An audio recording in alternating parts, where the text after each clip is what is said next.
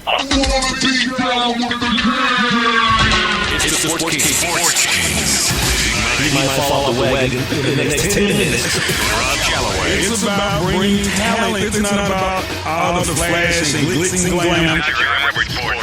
The Sports Kings. This is NFL legend Ward Dunn. This is your boy D. Howard, a.k.a. Superman. I'm Jerome Bettis, the Bus. It's Cam Newton. Holla at your boy already. This is Hank Aaron, and I'm down with the king. Celebrate Kings Day. Back for the final hour of week number 4 of the Sports Kings podcast. I am Big Mike alongside Rob Calloway. We're being heard via Spreaker.com. Tell a friend to tell a friend to tell a friend. It's SPREAKER.com. You can also contact us via our social media entities. Thank you everyone who has recently followed us on either Twitter or liked us on Facebook or followed us as well on Instagram. We do see you out there, so we appreciate that. And for those of you who haven't, the address or the tag is at Sports Kings Live. Also, guys, you guys send us some emails, man. Send us some feedback on what you're hearing, what you're liking, what you're not liking about the show or whatnot at sportskingslive@gmail.com. Before we took a break to, I guess, start the new hour, we were kind of getting ourselves ready for the upcoming baseball season. I think opening day, or one of the, like baseball again, why we can't be friends. You got too many opening days. Like, have an opening day. You know what I mean? Like, I remember last year they had like an open. Remember last year, like one team, the A's and somebody else, opened in Australia, and they had to come back and finish the preseason. Have another opening day, yeah. How does that work? Like, you still playing preseason games after you play a real game. What? You got to fix it. Just come on, just get right, and then come holler at me, and then we can be friends. I'm trying to, because like I said before we ended last hour, I sat down here, listened to Carl Ravage and Buster Only and Tim, the dude with the funny squeaky voice. Talk to me about some baseball. They did the Braves Red Sox game today. So, I got it in my second one this week. Caught one earlier this week as well. Braves kind of got it pushed in a little bit earlier in the week, but this week Tehran looked all right on the mound. He looked like he had some control. My man Golf he helped me out a lot with like watching, what my eyes look at and what to look at baseball wise as far as pitchers and things of that nature. So I tend to follow his lead as far as that type of stuff. And here's the other thing that happened today too. Whoa! And it was I had to text him about this. Like, they're talking about this Cuban defection thing, and like in a way different way than I have been talking about it. Like Kershaw was like, or what's his name? Tim. What's the dude's name with the? Tim Kershaw. Is that his name? That is his name. Yeah. Either. He's like, man, this Cuban thing, it's like an endless pipeline. They're like talking about like it's this great thing that's happening. Great. And from their perspective, it is. Other than the fact that cats are getting murdered and put in Cuban prison. My God, slavery was the best thing. What happened to slavery, ladies and gentlemen? Sometimes I wondered the same thing about some of y'all, but anyway. Never mind. Man, slavery was like a never-ending pipeline, man. It was free food for everybody. It was so man. weird to hear those dudes talk about that stuff, and I was like, oh, are they about to get into it? But I was like, no. We've been shaming. We've been talking down on MLB, and they're like, yeah, That's man. the greatest thing. That dude. We having a defection party. That dude quote said, it's like an endless pipeline. That was his exact word, and it just keeps getting better. That's what he said. I was like, what? He knows the truth. Like, dude, McGuire's juicing, but you tend to just say, look at that damn home run. Nah. In 2 years, this dude won't be able to walk. You understand? He's so juiced, his bones will start betraying him. That's what's going to happen. Oh, boy. I can't wait. Boy. And when it happens. Hey, real quick. Go ahead. In the first hour, we were talking about these foods at the stadium. So I would go to the Huffington Post. Like, now you're enamored with it now. You can't get enough of it now. But look, a 3-pound banana split. That's in Chicago at White Sox. you go to a White Sox game, that's $17. That's They not have cheap. in Baltimore. How Yeah, 3 pounds? in Baltimore. Yeah, 3 pounds. Yeah, in Baltimore, they have a sausage wrapped in a pretzel roll, which I love these pretzel rolls, smothered in crab dip, and that's $15. Then they have this thing, and I think this is what you were talking about, the Totally Rawsome Boomstick. It's No, that's what they call me. it's a Yeah. it's a larger than life. Ladies, it's you a know what I'm larger than saying. life hot dog. Shut up, man. Measuring 2 feet and weighing 1 pound is beef, and it's topped with nachos, smoked brisket, pico de gallo, sour cream, and Doritos, and that's $32. No, that ain't what I was talking about. This thing I'm talking about is deep fried. It looks like a corn dog, but it's Okay, well, y'all, that's in Arizona. it's the That's stuff on the D-back outside dog. of it. Yeah, it's like That's the Doritos D-back are on the dog. outside Yeah. of it or something. It's like Well, no, not on this one. It's just an 18-inch corn dog stuffed with cheese, jalapeno, and bacon, and that's $25 for that. I can run that, For but the, not for 25. The D-back dog, Yeah. and then they have man, they got all kind of stuff. I'm sure but they do. it's all artery cloggers. But yeah, go ahead. Oh, here it is. The pulled pork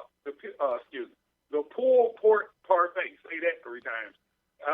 It looks like a parfait, like a dessert. I've seen that on But- Diners, Drivers, and Dives. Another Yeah, but place has that. It's brisket at the bottom, Mm-hmm. and then there's a layer of mashed potatoes. It has like then beans there's in it, another right? layer of brisket. Yeah, then on top of the 4th layer of potatoes, then they have brisket and Some baked and beans. baked beans Yeah, on top. yeah. yeah. Yeah, I've seen that on Now, Diners, Drivers, and Dives. It's just like And that's $7. all your barbecue in like 1 cup. Yeah. Now I can eat that. I could eat that because that's how I eat my barbecue anyway. So I could eat that. Yeah, like a child. Just mix it in one pile and just shovel it in, Yeah, boy. your damn pie hole. Hey, boy. Barbecue sauce, baked beans, and coleslaw taste so good together. What are we talking about now? Anyway, back to the world of sports here. Since Rob is so enamored with stadium food, Food is a overpriced, sport. definitely not. And that conversation will not happen. What else? Oh, this is what I was talking about earlier. Brady Aiken. You might be saying, who's Brady Aiken? This is who Brady Aiken is. Brady Aiken is the number 1 overall pick in last year's Oh yeah. MLB Yeah. draft. So then there was this controversy that happened. I remember reading about it last year and not really understanding with so many things in baseball. Like I just don't understand what the fuss is. They draft the kid first overall. It's a pitcher, and following them drafting him, they examine him. Give him an MRI and all that kind of stuff. And apparently, their doctors noticed something that could have been problematic moving forward. Now, here's the thing that kind of tripped me out just today reading this, that in the amateur draft, the teams don't evaluate the players physically, Before the draft, right? what? Yeah. What? That's buying something that's like going to the car lot and not test driving it. Yep. Again, I mean, I you can't know, say this like enough. in high I school, want to be friends with baseball, man. I want to be. Yeah, in high school, dude. Yeah, they just draft because my good friend Darius Gill, he got drafted. There's a couple cats. Mikael Richard, Quincy Carter. There was a couple cats got Okay, drafted. no one knows who these guys are. Well, only thing people know Well, about they Quincy know Carter is Quincy he's a Carter. bad quarterback. They know Quincy And Carter. if though. They know the name. if you still know that, stop knowing it immediately. Anyway, go Ice ahead. Water Carter.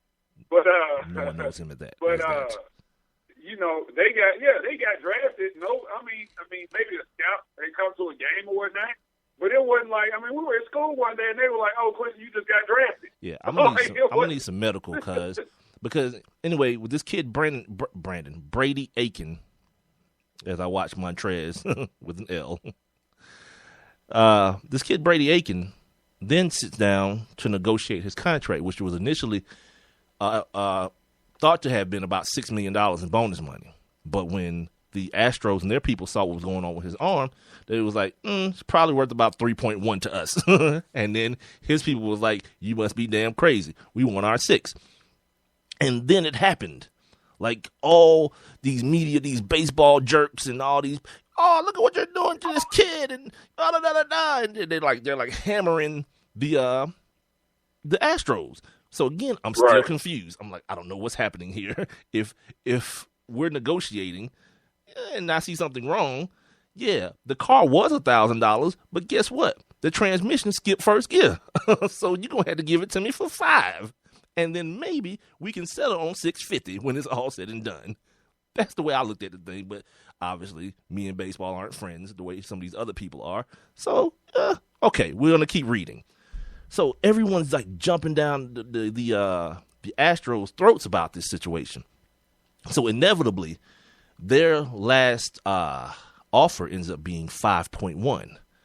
The kid walks away from the 5.1 milli. And I guess it's on some personal, my feelings hurt, blah, blah, blah, whatever it was. What 18-year-old walks away from $5.1 million? Well, what 18-year-old does that? We talked about that earlier, Rob, when we were talking about the concussion situation. The ones that can. Oh, my goodness. The ones that are able to. I have a quote from young Brady here, if this thing will ever pull up. And this article, man, is by if you don't know who Brian Kenny is, he's a studio host on MLB Network. He's one of the guys who really he's a really big proponent of the sabermetrics, and he really understands them, and he's really able to convey a lot of them in layman's terms for people like me, you know. So if you ever get a chance, you want to kind of get more and more into the analytics, because that's kind of where my baseball knowledge is right now. Like, I understand most of what the analytical terms mean. I don't necessarily know how to calculate it, but if somebody says, you know, OBPS, I understand exactly what that is. On base plus slugging. I understand when we talk about pitchers, and they're talking about what your what is it? Your win, your wins independent of what is it? God, what is it? It's something independent of fielding. What is it? Golly. Runs. That's what it is. RIF. Runs independent of fielding. Like, how good a pitcher are you if they took the fielding numbers out of play? So, like, little things like that, I pick up more and more and more because, again, I'm trying to be friends with baseball. I want to be friends. Baseball don't want me to be his friend, but I'm trying because I do this. You know, I talk to you guys about sports, and the next sports season that's coming up is baseball. Okay, here's what young Brady had to say. Last summer, a lot of people have wondered how I could have turned down a multi-million-dollar signing bonus. People like Rob. He's about to tell you. After being picked first in the draft. Now, I know they'll probably be wondering, oh, before I read this, the most important part of the story. I'm sorry, guys. Here's the most important part of the story. So anyway, this kid just had Tommy John surgery. After all that, just today, yeah, his arm is blown out. So now the big thing is now no one wants to come out and say that the Astros were right all along. Like, everyone's writing these articles like, well, you can't really say they were right. Like, even if you write accidentally, they were right. Like, okay, you were right. They told, like, look, dude, now that we've seen your arm on this MRI machine, yeah, it's probably only worth $3 million to us, not $6 million. And he was like, no, I want my $6 million. And he came out at one point talking about, you know, he'll just go back in the draft or he'll go to college or whatever because he wants to play with somebody who cares about his future. Now, what are you going to do? Now you're coming off Tommy John, homeboy. Mm-hmm. What are you going to do now? I mean, it could work, of course, you know. It could work, you know, in two ways. I mean, you know, you have those that, you know, are willing to give pitchers a chance. You know, I don't think he's going to ever be able to get that 5.1 again. I think he blew that. Who knows? I mean, guys will come back off Tommy John and pitch better, especially younger dudes, because that dude is getting this Tommy John situation younger and younger now. This kid is 18 years old. Like, that's like a 35-year-old surgery. But you know who, a young pitcher that had it and he's never been the same? Steven Strasburg. Never been the same. But he's not a bad pitcher. And he was like, but what's happening? No, he's not bad. Everyone thought Steven Strasburg was going to be Tom Seaver. That's the problem. We go back to this expectation thing. Right. Everyone thought Strasburg was going to be Tom Seaver, and now he's just a guy. Especially with their rotation. Steven Strasburg. Yeah, they got 5 dudes that 3 of them are better than him. To be honest with you, they just picked up Scherzer. Yep. They got what is his name? Gonzalez. Don't get me to start saying names. I know they got a hell of a staff, and this year they should win about 90 games or more.